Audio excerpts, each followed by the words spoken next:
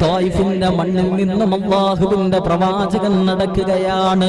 തന്റെ പ്രിയപ്പെട്ട പിതാവിന്റെ സഹോദരിയായ ഉമ്മു ഹാനി എന്നവരുടെ വീട്ടിലോട്ട് കടന്നു ചെല്ലുകയാണ്. അവിടെ കിടന്നുറങ്ങുമ്പോ രാത്രി മഹാനായ മുഖറബുൽ അംലാഖ് മലക്ക് ജിബ്രീൽ അലൈഹിസ്സലാത്തു വസ്സലാം കടന്നു വരികയാണ്. എങ്ങനെയാണ് കടന്നു വരുന്നതെന്നറിയുമോ? എങ്ങനെയാണ് കടന്നു വരുന്നതെന്നറിയുമോ? ബുറാഖ് എന്ന വാഹനത്തിലാണ് കടന്നു വരുന്നത്. അവിടുന്നോട് എഴുന്നേൽക്കാൻ പറയുകയാണ്. ബുറാഖ് എന്ന വാഹനത്തിൽ അല്ലാഹുവിന്റെ റസൂലിനെ കയറ്റിയിരുത്തുകയാണ്. എത്ര കാലമായിട്ട് ബുറാഖ് എന്ന് നമ്മൾ കേൾക്കുന്നു.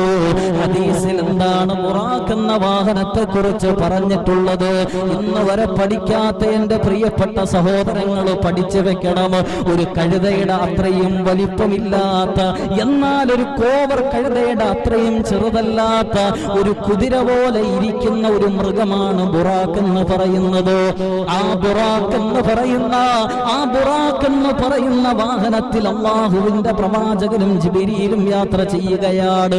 അവിടുന്ന് മസ്ജിദുൽ അഖ്സയിലോട്ട് മുഖദ്ദസിലോട്ട് കടന്നു വരികയാണ്. ഈ സമയത്തതാ 1,24,000 പ്രവാചകന്മാരെ നിബിധങ്ങളെ കാത്തിരിക്കുകയാ.